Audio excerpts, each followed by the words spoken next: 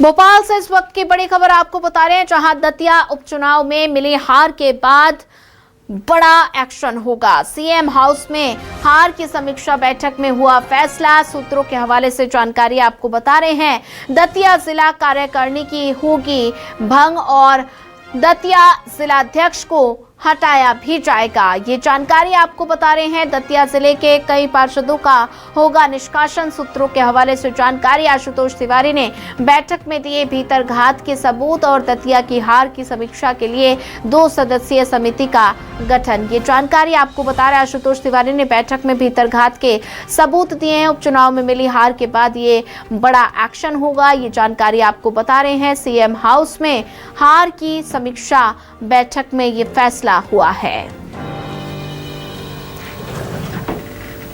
तो ये बड़ी जानकारी और दतिया जिले के कई पार्षदों का निष्कासन होगा। सूत्रों के हवाले से जानकारी आपको बता रहे हैं और आशुतोष तिवारी ने बैठक में दिए भीतरघात के सबूत।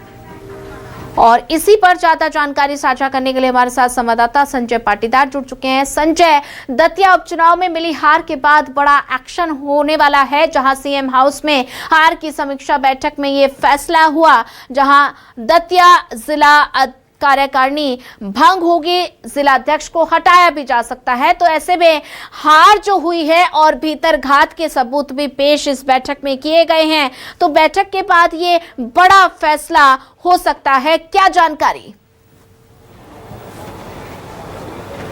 देखिए, निश्चित तौर पर जिस तरह से दतिया में उपचुनाव में बीजेपी को हार मिली है, नहीं बिल्कुल करारी हार मिली है, उसको लेकर अब मंथन शुरू हो गया है। सीएम हाउस में बड़ी बैठक हुई है, जहां पर जो है 6 मंडलों में जिन मंत्रियों को प्रभार दिया गया था वो मंत्री भी उस बैठक में मौजूद थे। जिसके बाद अब देखिए, जिस तरह से हम देखें, आशुतोष तिवारी जो प्रत्याशी बनाए गए थे वो भी लगातार जो है इस बैठक में पहुंचे। तो जो भीतरघाती थे उनकी एक जो है सूचना उन्होंने दी, पूरी सूची उन्होंने दी कि कौन लोग हैं जो इसमें भीतरघात कर सकते हैं। अब इसके लिए देखिए, निश्चित तौर पर 2 सदस्यीय समिति का गठन कर दिया गया है। एक वरिष्ठ नेता है अंबाराम कराड़ा, भारतीय जनता पार्टी के वरिष्ठ नेता है, और इसके साथ ही प्रदेश महामंत्री जो गौरव रणदीवे हैं, उनको भी अब इसकी जिम्मेदारी सौंपी गई है।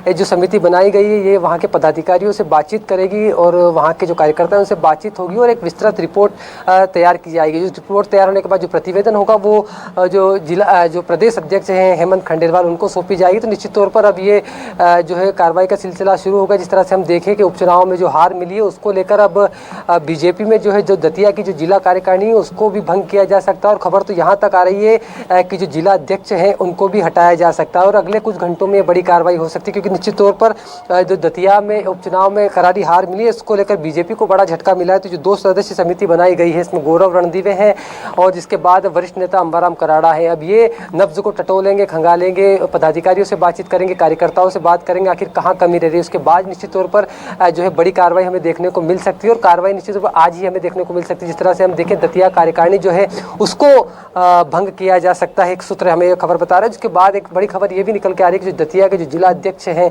उनको भी जो है हटाया जा सकता है, क्योंकि हम देखें जो उनके बूथ से भी जो है कहीं ना कहीं बीजेपी को हार मिली थी। तो ये सारी चीज़ें, ये इन तमाम सवाल अब जो है जो समिति बनाई गई है ये दतिया में जो है लोगों से और कार्यकर्ताओं से बातचीत करेगी। निश्चित तौर पर आने वाले 2028 विधानसभा चुनाव में इस तरह अगर उपचुनाव में बीजेपी को यह हार मिली है तो निश्चित तौर पर बीजेपी इसको हल्के में नहीं लेने वाली, क्योंकि हम देखें संगठनात्मक स्तर पर भी लगातार बैठकें शुरू हो गई है और जो मंत्री हैं जो 6 मंडल वहां लगते हैं दतिया में, उनमें जो प्रभार दिए गए थे वो मंत्री भी इस बैठक में मौजूद थे और जो है ये तय हो गया है कि लगभग अब जो वहाँ की जो संगठन से जुड़ी जो चीज़ें हैं उन पर कार्रवाई हमें देखने को मिल सकती है, चाहे वो जिला कार्यकारिणी हो या कोई पदाधिकारी हो या दतिया जिला अध्यक्ष हो। जी बिल्कुल संजय, जैसा कि आपने जिक्र किया कि बड़ा एक्शन इस बैठक में लिया गया है और ऐसे में सूत्रों के हवाले से जानकारी भी सामने आ रही है कि आशुतोष तिवारी ने बैठक में भीतरघात के सबूत पेश किए हैं। तो ऐसे में दतिया में जो हार हुई है तो उसके पीछे की वजह भीतरघात ही सामने आई है, इस पर क्या अपडेट है?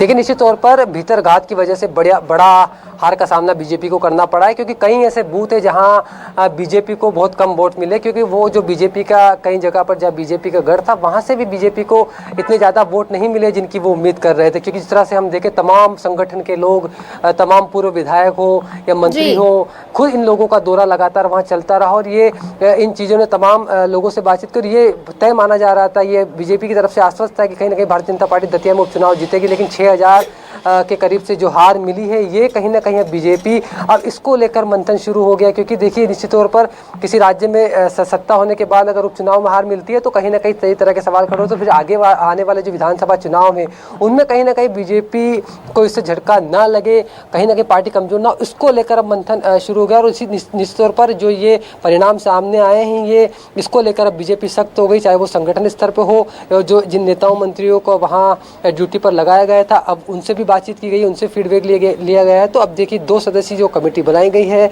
अब ये समिति जो है वहाँ पदाधिकारी से जाएगी और बातचीत करेगी, उसके बाद एक प्रतिवेदन बनाकर जो प्रदेश अध्यक्ष हेमंत खंडेलवाल उनको सौंपा जाएगा। जी ठीक है संजय, ज्यादा जानकारी साझा करने के लिए आपका धन्यवाद।